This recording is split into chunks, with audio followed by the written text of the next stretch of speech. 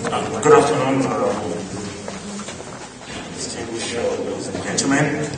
Let me start by expressing the appreciation of the African Union for the invitation extended to us and for the kind hospitality that has been extended to my person since my arrival. This forum is coming at a very good time for those of us at the African Union Commission, because we have just in the last 2 weeks started the implementation of the African Plan of Action against drug. Let me quickly, this presentation is just going to be like a roundup of some of the things you've had and to give you the perspective of what we are thinking and where we are heading to in terms of the way forward. So it will be summing up of the drug situation in Africa, as you've all heard, the implications and emerging concerns, and of course what I consider to be the way forward. As you have heard over the last 2 days, heroin, cocaine are from outside of the African continent. Heroin is coming from Asia, be it from the Opium Triangle or from Afghanistan, and of course cocaine from South and Latin America. In other words, we don't produce any of these drugs on the continent, but Africa is a transit, as we've all had, point for illicit drugs destined to Europe and North America. The prevalence rate of cocaine trafficking is higher than heroin, as we have seen. Well, if you permit me to speculate, this could be a result of shorter and cheaper route, the Silk Route from Afghanistan into Europe, and from there to North America.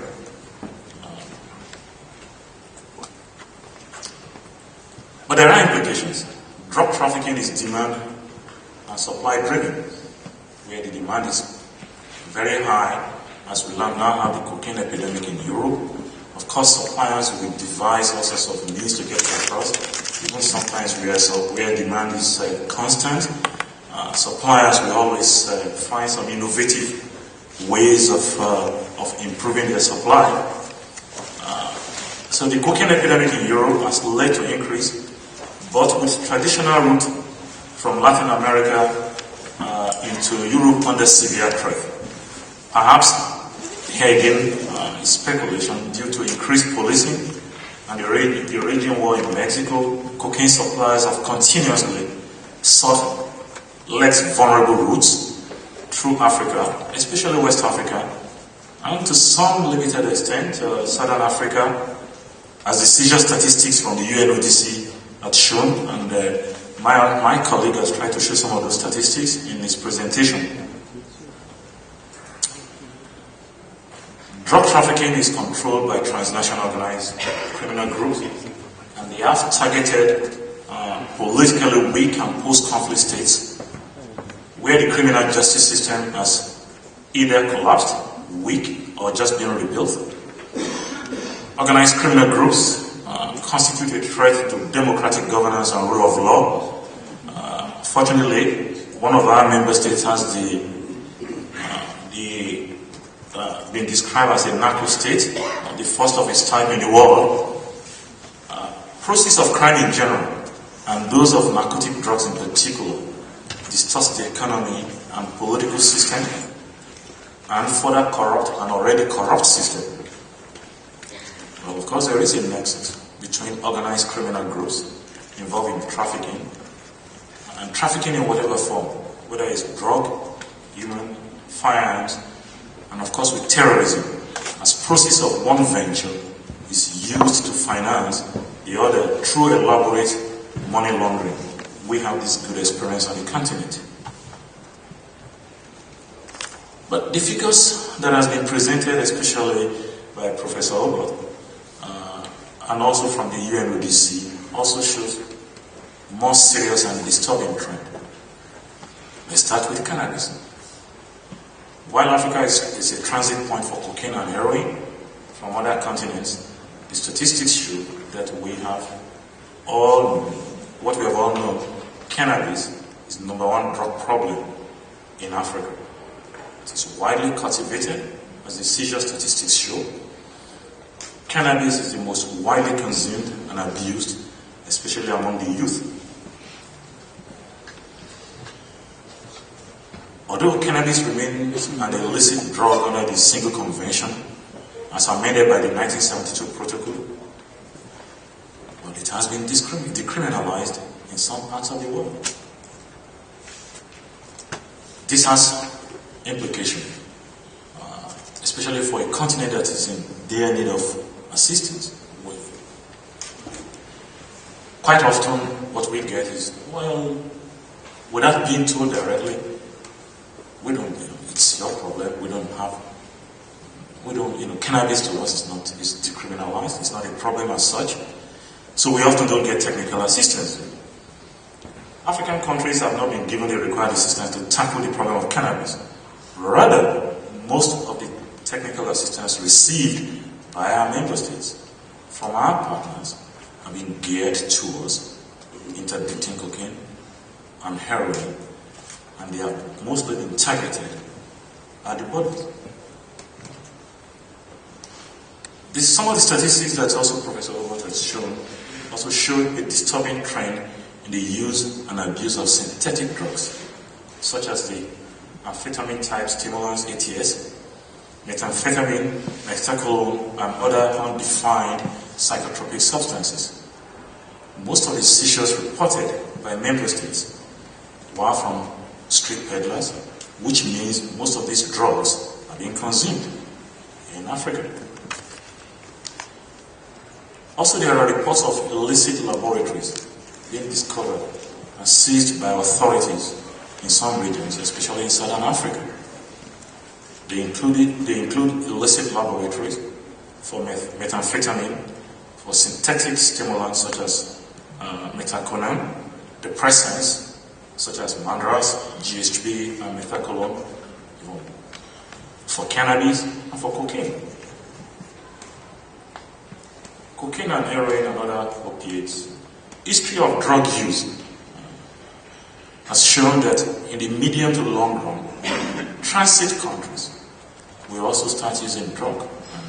And again, in the presentation this morning by Professor Robert and at the group discussions yesterday, clearly showed that trend. Behind the reported figures of seizures are quantities that were meant for consumption. Not all of them are being exported out. There is increasing use of cocaine, heroin, and other opiates in Africa, especially among the youth. This is in addition to the number one drug of choice, cannabis. Professor Obot also showed us this morning there is some of the studies that are being conducted on IDUs injecting drug users. There is also an increasing number of IDUs.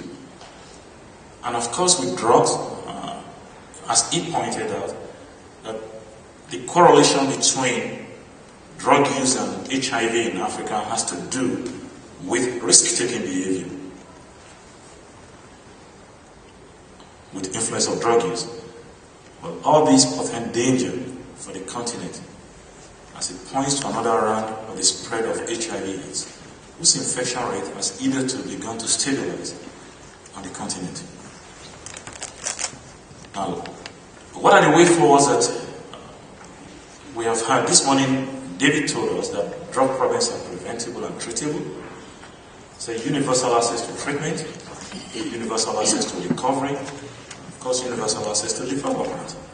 The African Union believes in all these principles, and its drug control program of action, which is anchored on what we always call 3 Ps: prevention, protection of victims, because drug users, they are victims, and prosecution, as well as effective monitoring and evaluation anchored on our regional economic communities.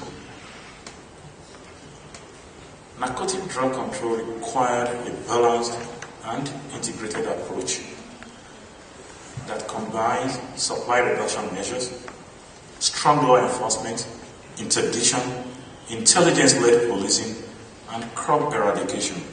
All these are the focus of our continental policy. And it's combined with demand reduction measures, such as drug dependence treatment, that is accessible and removed from psychiatric hospitals. Enlightenment campaign among the vulnerable groups. But we also recognize that there is a need for strengthening drug legislation and for modernizing them as appropriate in some countries. We have, in examining some of the legislation, we have discovered that there is no proportionality in drug sentencing. Of course, we recognize that the 3 narcotic conventions never provided any prescription on drug and sentencing.